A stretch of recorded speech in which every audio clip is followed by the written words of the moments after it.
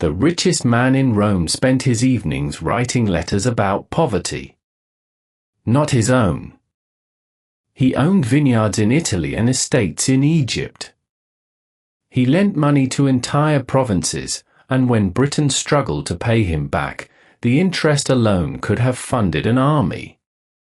His name was Seneca, and by every measure his world had, he had won. 300 million sesterces.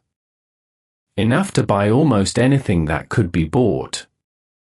And yet, night after night, he sat by a small lamp and wrote to his friends, senators, merchants, men drowning in marble and silver, and told them, calmly and without cruelty, that they were beggars.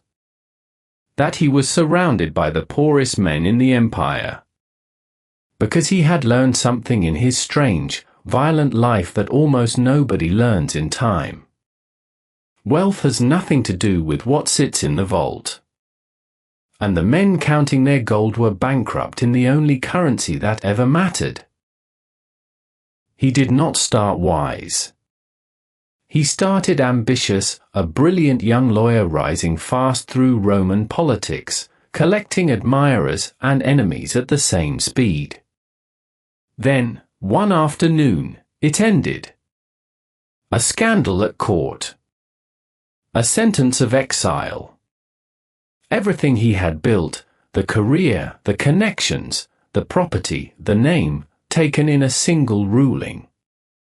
They shipped him to Corsica, a bare rock in a cold sea, and left him there for 8 years. 8 years. Alone, with nothing but time, the very thing he had never once thought about while he was busy winning. And on that rock, the ambitious man slowly died, and someone else took his place.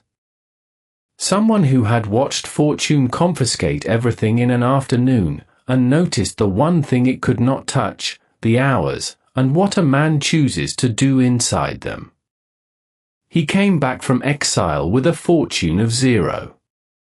And richer than he left. Rome called him back for one job, tutor to a boy named Nero, who would soon rule the world. And the money came like a flood. Estates, gifts, interest, influence. Within a decade, the exile from Corsica had become the richest private citizen in the empire. And here is what makes him interesting. He took the money. All of it. He never pretended to be a monk. His critics screamed hypocrite, how dare the philosopher of simplicity dine from silver? His answer was almost arrogant in its calm. The wise man, he said, does not love wealth. He prefers it. He keeps it in his house, not in his heart. The question was never how much you have. The question is what happens to you on the day it leaves. And he intended to be ready for that day. So he did something the rich men around him found completely insane. Every month, the richest man in Rome practiced being poor. A few days at a time, he would put away the silver, dress in his roughest cloak, sleep on a hard bed, and eat coarse bread and water, the rations of a beggar. Not as theatre. As training. And the entire time he would ask himself one question, is this what I feared? Because he had noticed what the fear of poverty does to wealthy men. It owns them. It makes them flatter people they despise, hold positions they hate, guard their piles like nervous dogs and call it success. The man who cannot survive losing his money will sell anything to keep it, his time, his honesty, his one life. But the man who has rehearsed the bottom and found it survivable is free in a way no balance can make him. The fear was always more expensive than the poverty. He proved it to himself, monthly. And now look at you. 2,000 years later, sitting in more comfort than Seneca's emperor could imagine. You already do half of what he taught, without knowing it. You guard your money. You have passwords on your passwords. You compare prices, you track the account, you feel the small sting every time something overcharges you by a little. Money leaves your hands and you notice. You were trained to notice. And then, the same evening, you hand over 2 hours of your life to a glowing feed built by strangers, and you feel nothing. No sting. No alarm. Nothing was charged, after all. Except the only thing that was ever truly yours. Seneca looked at men like us across 20 centuries and made one observation so simple it hurts. We are misers with our money and madmen with our time. Count an ordinary week.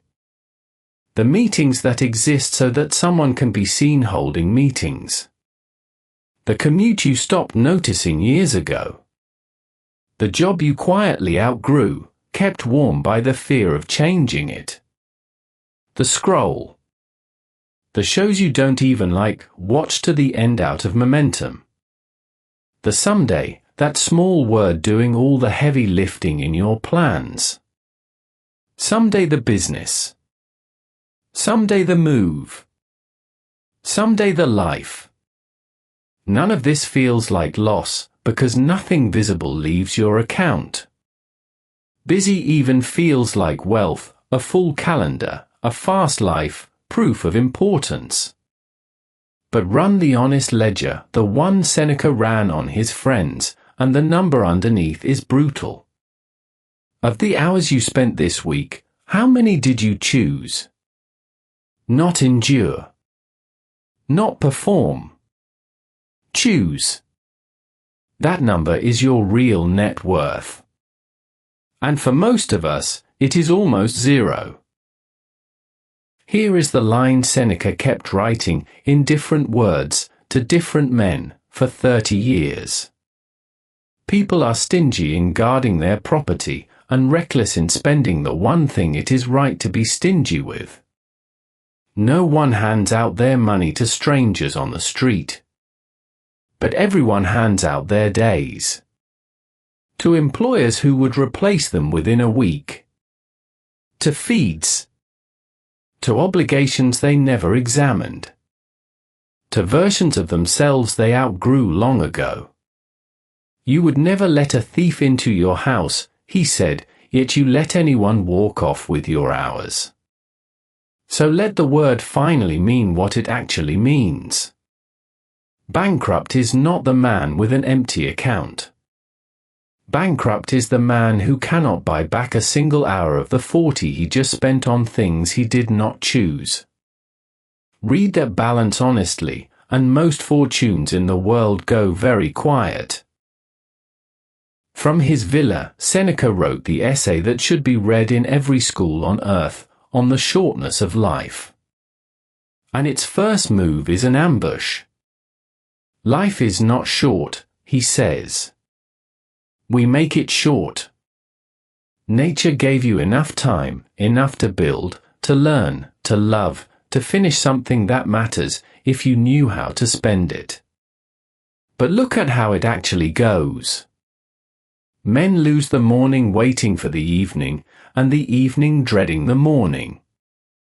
They postpone their real life to an imaginary later, as if they were immortal, as if the supply were endless, and then, at the very end, they finally do the arithmetic and discover they were rich in years and never lived more than a handful of days that were truly theirs. The greater part of life, he wrote, slips away from men who are preparing to live. Preparing. Endlessly preparing. So do what an investor does with money, but with hours. Once, honestly, this week, write down where a single ordinary day actually went. Not where it should have gone. Where it went. Most people have a budget for groceries and no idea where Tuesday disappeared. Then read the list the way Seneca read his friends' fortunes, and ask of every line, did this buy anything? Some hours buy skill. Some buy health, money, a relationship, a future. And some buy absolutely nothing, pure leakage, the time equivalent of a hole in your pocket. You do not need discipline yet. You need accounting. Because the feed, the fake meeting, the dead obligation, they survive only in the dark, unmeasured. The moment they appear on a written page next to the words 2 hours, every day, something in you refuses to keep paying. That refusal is the beginning of wealth. Then take his second tool, the rehearsal. Seneca's days of practiced poverty were never about suffering. They were about repricing fear.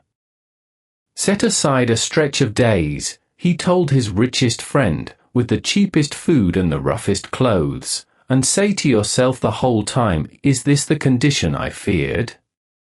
Do it while the seas are calm, he said, train the soldier before the battle. Because unexamined, the fear of losing money grows to fill your entire future. It will talk you out of every risk, lock you inside every cage that pays, and call itself prudence the whole time.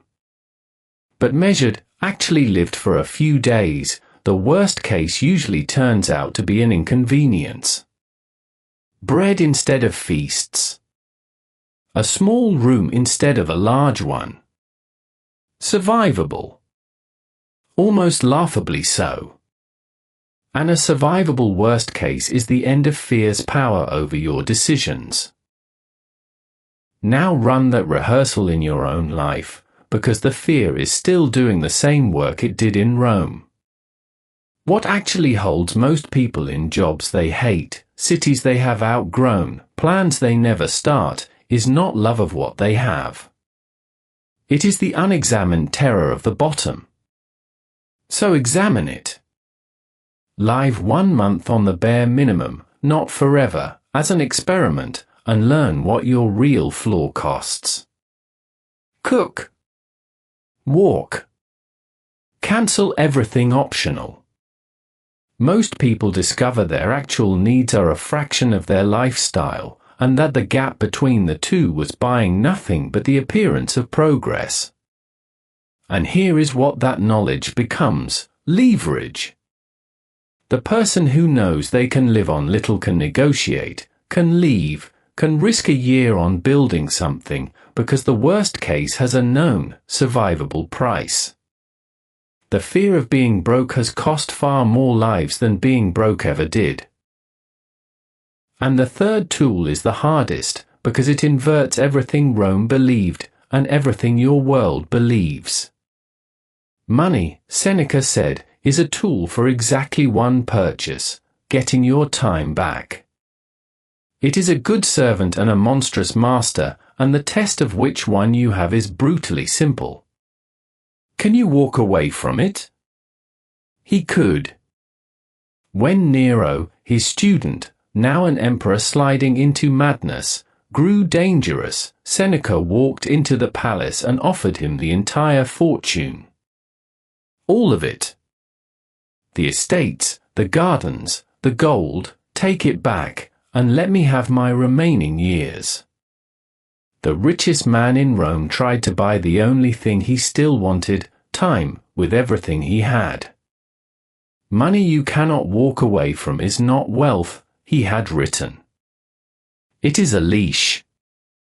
And Rome was full of rich men on leashes, dying of importance.